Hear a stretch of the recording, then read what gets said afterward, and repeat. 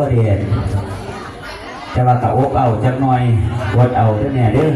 เมื่อนี้หมอลำไล่หลายหมอลำ2 ครูคุณซ้ำเงินเสียนี่จะสิพ่อกันเป็นมากงานผู้ใหญ่บ้าน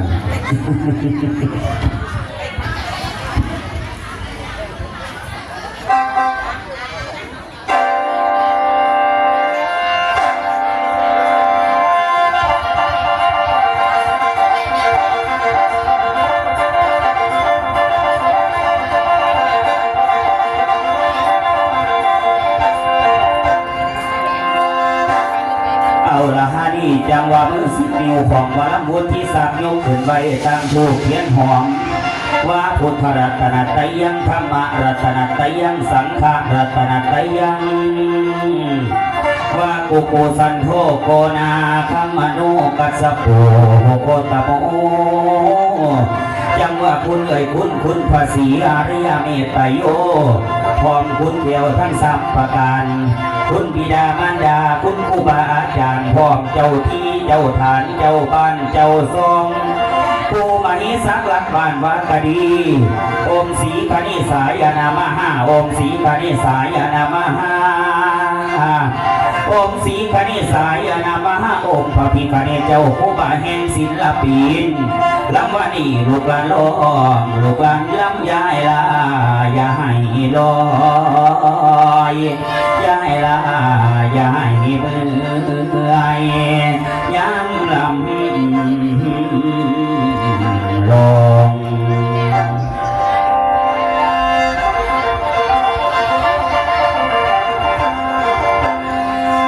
โอ้ยละน้อ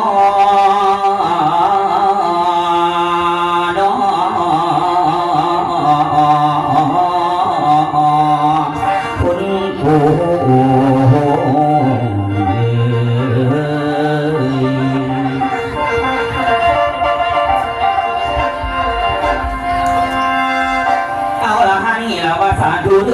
สาธุเด้อกาจะนกรอบิวไปรุ่นเปียกเกษาเดินถึงคุณผู้บาให้แท้ผูกโบเก้าคุณนั่นเดือคุณพระสงฆ์อกเจ้าทำซ้ำให้มาเดียใหม่มาเทียนแถบต่างคุณเกวสุภกัน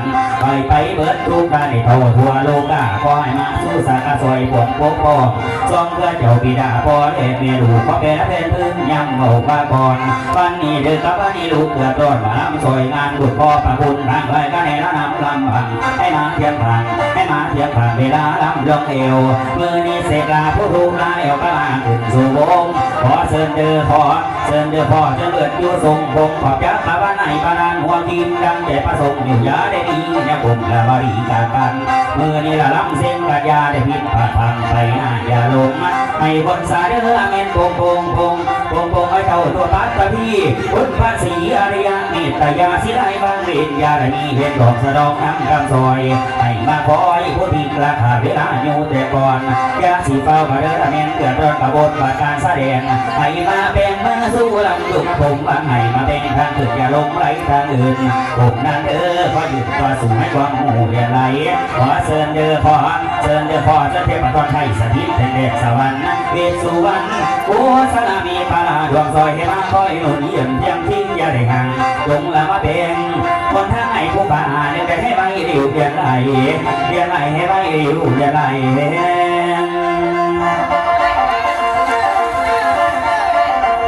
ร่างสวรรค์นี่มึงอ้วนใจไว้สิเต้ยนี่แท้ๆละเมื่อนี้ดูนักกันจนรอดไปสวงบุระ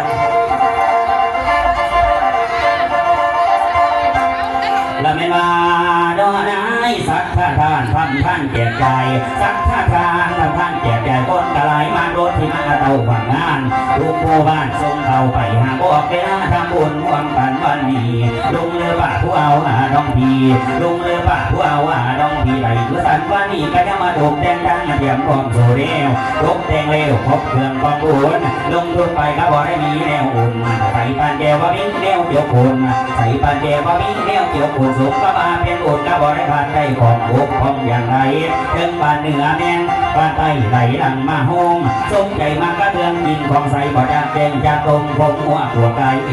บ่อไก่บ่อจากอาบใส่เพียถึงคอยใส่ดีเนาะ อยากมีครบเครื่องของหวานเอามากินเอามาทานเลี้ยงน้องเลี้ยงพี่สมเพื่อนางเพื่อนมีว่าทำบุญส่วนนี้อุทิศตามดังหวังขอบพระคุณอีกครั้งนี้ในใจบุญขอบพระคุณเด้อข้าผู้รับฟังวันนี้ที่บ่ดีก็ให้พากันยอง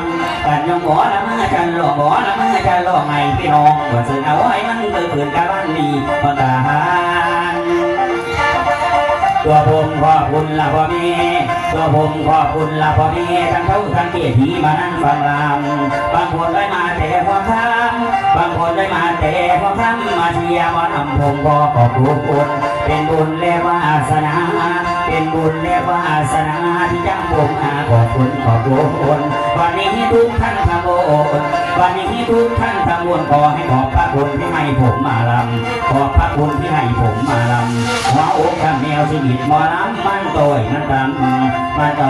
ต่อยมันตามไปหาลำฟังพงเพียงนำใส่กระเป๋าดินแดนแห่งเมืองอีสาน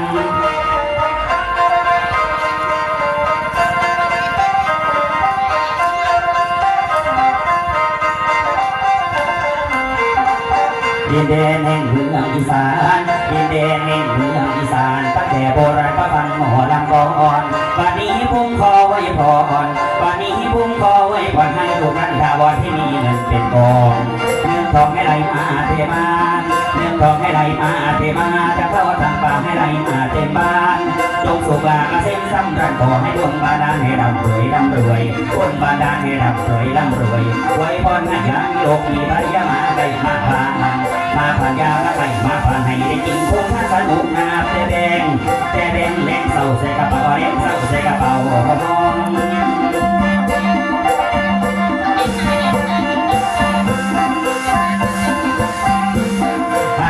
จะฟังแล้วเด้อจะฟังเด้อโอ้พระจิงผมสมเห็นฟังเด้อโอ้พระจิงผมสมเห็นมาวันซ้อนจะเก็นอีกหน่อยก่อยแทนหน่อยกอดแกนี่ละเม็นเมียเขาหน่อยกอดแกนี่ละเม็นเมียเขาว่าสิเสาไปน้ำวงทรงตาบ้านยิงตาเลยตาเจ้าผู้ตาบ้านฉ่ำตาเลยตาเจ้าผู้ตาบ้านฉ่ำมือหัวปัจจับบ่มาบ่เราผีหัวปัจจับบ่มาบ่เราผีมีอยู่สามบ้านกับหัวอย่างกาแฟนขอตัวแทนและกาแฟนเจ้ามาขอตัวเทียนและกระเบียนเจ้ามีบาหัวดำพระพี่จะไรไม่แน่คุณคุณไหลเรียบเลี้ยวเรียกมาลำเป็นหมอลำจะคอยกระบนน้อยผสมใดสองคนกระไดเจด้านนั้นใดสองคนกระไดเจด้านนั้นโปรดสุดท้ายใช่ลำผู้มาละก่อนใจเดียวนั้นไม่มีได้รักใจเดียวนั้นไม่มีได้รักขอบคุณครับจะมาฟังลำเปลี่ยนแต่น้องใจเดียวนั้นไม่มีได้รักใจเดียวนั้นไม่มีได้รักไรสมัครกับโมนำใจจองหัวใจโมนำก่อนอย่างโสดหัวใจโมนำก่อนอย่างโสดได้โปรดแต่ผมพี่ขายไม่มีปริญญาจะให้ส่งเรียนรำตกสันตะบอกเคยมีเงินเดือนตกสันตะบอกเคยมีเงินเดือนดูที่สัตว์ไปเรียนว่ามีใบประกาศกระจมาคนสามารถกองไอ้ก่อพิธีหักก่อนพี่ก้อนใหม่มันไก่ไปหรือไก่แล้วว่าไรมันกันไทยมารักกับจะไม่มีวันเสียหายรักกับจะไม่มีวันเสียหายผ่าผู้มีลูกชายจะให้นั่งรอกินสิ้นสุดสักกระบนมันแต่เก่าว่ารักโมแต่เก่าเพื่อนเปลี่ยนสู่แนวไรมีแล้วยันแต่น้องมีผัวไอมีแล้วยันแต่น้องมีผัวยันจะเสียหัวใจพี่ใจไปเร็วผัวมีกับผัวพี่ต้องหน้าผัวมีกับผัวพี่ต้องมาผัวมีกับผัวพี่ต้องมาผัวไม่มาแปลว่าผัวไม่มีอย่าลังก็ให้รีบรักษาอย่าลังก็ให้รีบรักษาประเดี๋ยวผัวมาพี่จะไม่กล้าลามไปไหนนะบ้างผัวไปนำไปไหนนะบ้างผัวไปนำคนไหนไม่ลำละคนนั้นผัวเมียเบียหรือเหล่ากระยังเมาแรงมวนเบียหรือเหล่ากระยังเมาแรงมวนมาสุนสาวกับหัดกับเมื่อบานแดงดอกแดงดอกกับเมื่อบานแดงดอก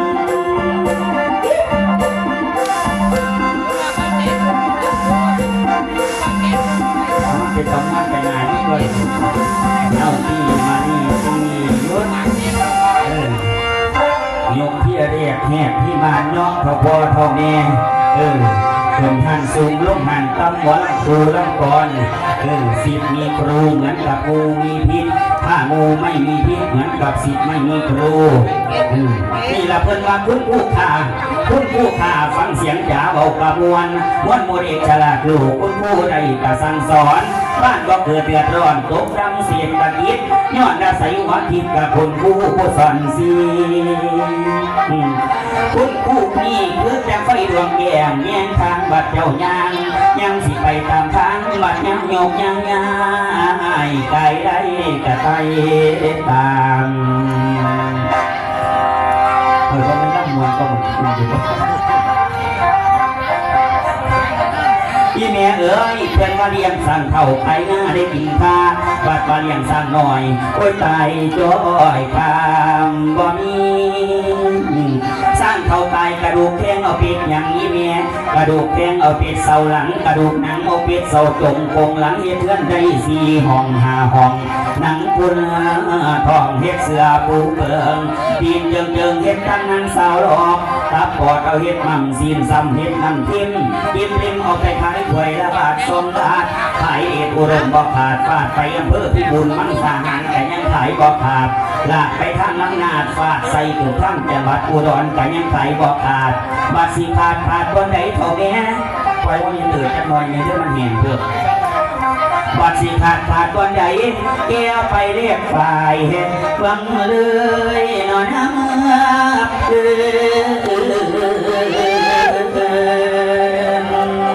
ลำจะลุยนอนนอนสางบักดอเท่าอันบ่สน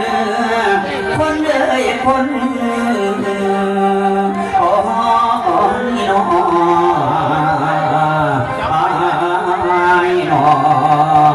งยังมาฟังเรื่องเจ้าคุณพ่อสัทธายังมาฟังเรื่องเจ้าคุณเมียสัทธาเมื่อดีเพิ่นไปหามาซอยงานเจ้าภาพผู้พิทักษ์ขอกราบพระผู้ทันทำบนผู้เพิ่นมีตะกุลกะสมกาสมนาสมกับว่างคนสาใจกวงใจพวงแต่บางคนทางพวกมาฟังแน่นังพานันแล้วพากันลูกกันนังเดี๋ยวมากินมาทานฟังเสียงเราของเจ้าภาพนั่งกะบานบาดมาละมาหอดก็เกี่ยวก็ขอดมาทำมาเวียนบ่าวพนันมาหินกระทันเข้าทั้งเท้ามาหอดเดียวก็ดีใจเจ้าเงาเจ้าภาพปีไอเพิ่งผู้ยิ่งหรือผู้ใส่ดีเบิดทั้งสิ้นของกินหามาไหวปูป่าสิ้นก็จังหวะการรับจอดไปมีเพศสุวรรณบ้านอื่นนั้นก็เคยพันมาหลายเพราะบ่อดำมาถึงดานั่งทำก่อยากว่าได้หน่อยเสียงเซลคอยดามบ้านจังสันบ่มีจันระยะดอกเท่าแม่บ้านของเขานี่มีจันระยะนั่งฟังลำกะลีปล่อยครั้งถิ่นบ่ว่ายังมาหอดเดียวผมมาลำกาสิตั้งเอายังเต็มเส้นกันไปได้ไหนเลยต้องให้เบิดทางให้บนตากันน้องนางเจ้าบนตากันน้องนางเจ้าในเรื่องเอาอยู่เล่าสายเอวจังมีสั่งนี่ก็เจ้าเลี้ยงจังมี